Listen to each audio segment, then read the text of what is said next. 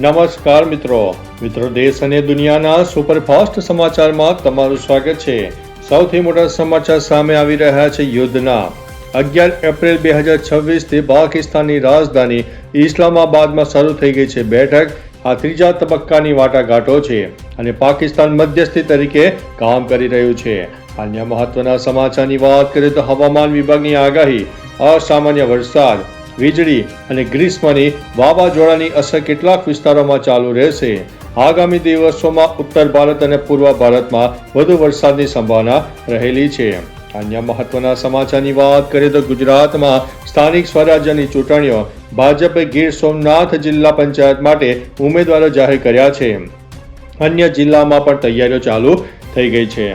અન્ય મહત્વના સમાચારની વાત કરીએ તો ગુજરાતમાં પોસ્ટ SIR વોટર લિસ્ટમાં સમાવેશ માટે હાઈકોર્ટમાં અરજી, 8 અરજીમાંથી 7ને મંજૂરી મળી છે। વોટર લિસ્ટ સંબંધિત મામલે કોર્ટમાં કાર્યવાહી ચાલુ છે। અન્ય મહત્વના સમાચારની વાત કરીએ તો શિક્ષણ વિભાગની ધોરણ 10 અને 12ના બોર્ડના પેપર ચેકિંગની કામગીરી પૂર્ણતાના આરે છે। મે માસના પ્રથમ સપ્તાહમાં પરિણામ જાહેર થવાની શક્યતા છે। અન્ય મહત્વના સમાચારની વાત કરીએ તો રાજકારણની નવસારીમાં કોંગ્રેસના ઉમેદવારે હાથમાં દૂષિત પાણી અને શરીર પર મચ્છરદાની ઓઢીને અનોખી રીતે વિરોધ પ્રદર્શન સાથે ઉમેદવારી ફોર્મ ભર્યું છે।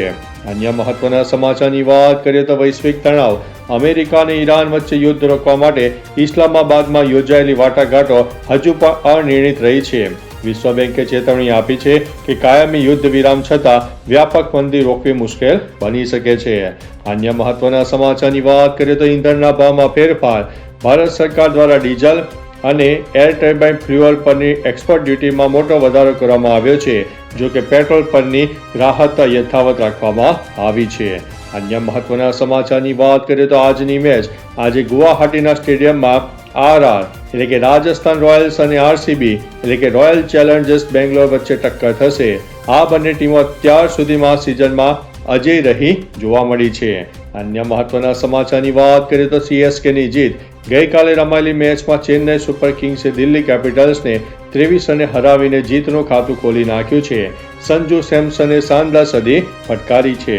અન્ય મહત્વના સમાચારની વાત કરીએ તો બંગાળ ચૂંટણીની, પશ્ચિમ બંગાળ વિધાનસભા ચૂંટણી 2026 માટે ભાજપે પોતાનો ચૂંટણી ઢંઢેરો જારી કર્યો છે, જેમાં 6 મહિનામાં UCC લાગુ કરવાનું વચન અપાયું છે।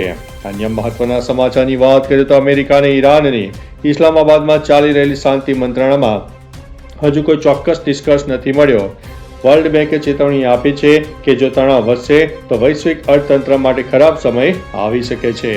અન્ય મહત્વના સમાચારની વાત કરીએ તો ડીઝલ પર ટેક્સ, ભારત સરકારે ડીઝલ અને ATF એટલે કે એર ટર્બાઇન ફ્યુઅલ પરની એક્સપોર્ટ ડ્યુટીમાં મોટો વધારો કર્યો છે, જો કે પેટ્રોલ પરની રાહત યથાવત રાખવામાં આવી છે। તો ચાલો મિત્રો, ફરીથી દેશ અને દુનિયાના સુપરફાસ્ટ સમાચાર લઈને મળતા રહીશું। ત્યાં સુધી અમને રજા આપશો। નમસ્તે।